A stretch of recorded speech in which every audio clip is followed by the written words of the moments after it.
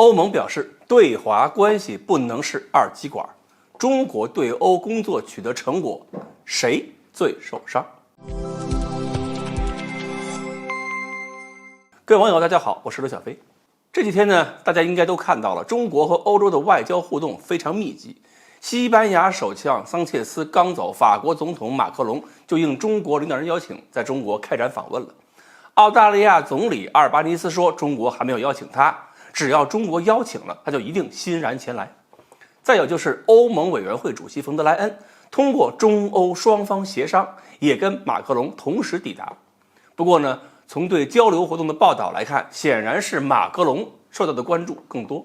而且中方给马克龙配了红旗轿车，还特别安排中法文化之春艺术节开幕式上，马克龙跟演员黄渤进行了同台互动，显得中法关系是其乐融融啊。我相信法国人这次真的开心啊，因为双方已经宣布了，在中国要建第2条空客的客机组装线，中法在民用航空领域的合作，估计会让美国的波音看着跳脚。另外，中国领导人还表示，中方要跟法国深化战略合作伙伴关系，而且呢，愿同法方就政治解决乌克兰危机发出共同呼吁。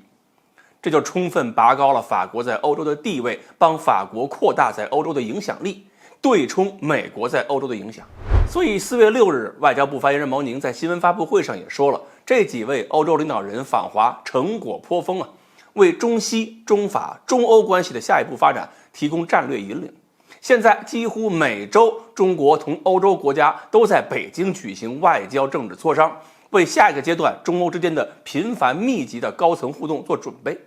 数十位欧洲商界领袖出席了今年的中国高层发展论坛，表达了在华投资的信心和期待。提到欧盟的时候，毛宁还表示，今年是中国跟欧盟建立全面战略伙伴关系20周年，我们愿同欧方一道推动中欧大交流、大合作，在交流合作中缩小分歧，以中欧关系的稳定发展为动荡世界持续注入确定性和正能量。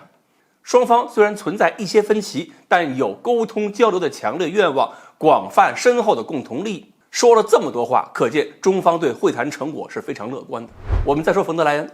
他来中国之前表态是希望中国在俄乌问题上给欧洲一个更清晰的答复，同时他也说中欧不能脱钩，脱钩了对欧洲是不利的。中欧关系不能搞成非黑即白，不能当二极管，欧盟也要更加坚定地捍卫自身的安全利益和经济利益。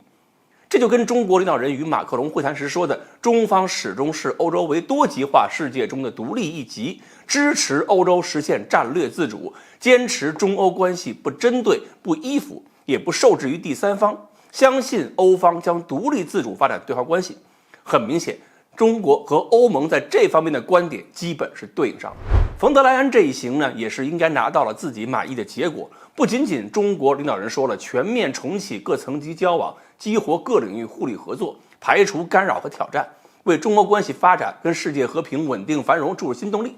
中国这次还通过驻欧盟大使傅聪，给了欧洲一个定心丸。傅聪大使这2天在接受外媒采访的时候表示，中国不会在俄乌冲突中站在俄罗斯一方，中俄合作无上限，这个无上限仅仅是修辞手段。中国不会承认克里米亚和乌东各州属于俄罗斯。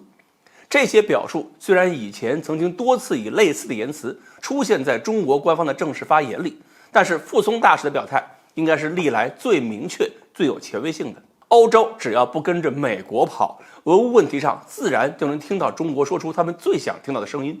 所以这就更容易理解，马克龙此行之后，他就有资格说法国是增强欧洲安全的功臣了。那么这种局面对谁来说最受伤呢？也许有人说是俄罗斯，其实不是，因为俄罗斯列出的友好国家名单里边，包括伊朗在内，绝大多数都不承认这几个州属于俄罗斯。中国从2014年开始就一直坚持克里米亚属于乌克兰，对俄罗斯来说其实没有任何变化。中俄关系缓和反而更有利于中国站在中立位置，为俄罗斯提供解决问题、缓解压力的渠道。这个问题上，俄罗斯是要想开点才好。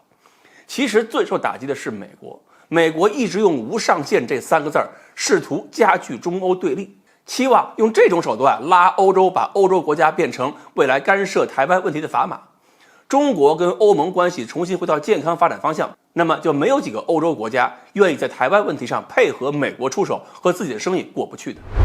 所以我估计美国又要着急。当然，国内有一些网民还会用几句名言跟中国的政策对着干。比如，我们有些网民会说，不欢迎欧洲人来中国访问，不能对欧洲有任何幻想。所以我有时候也挺好奇的，这些网民呢，他到底是哪头的？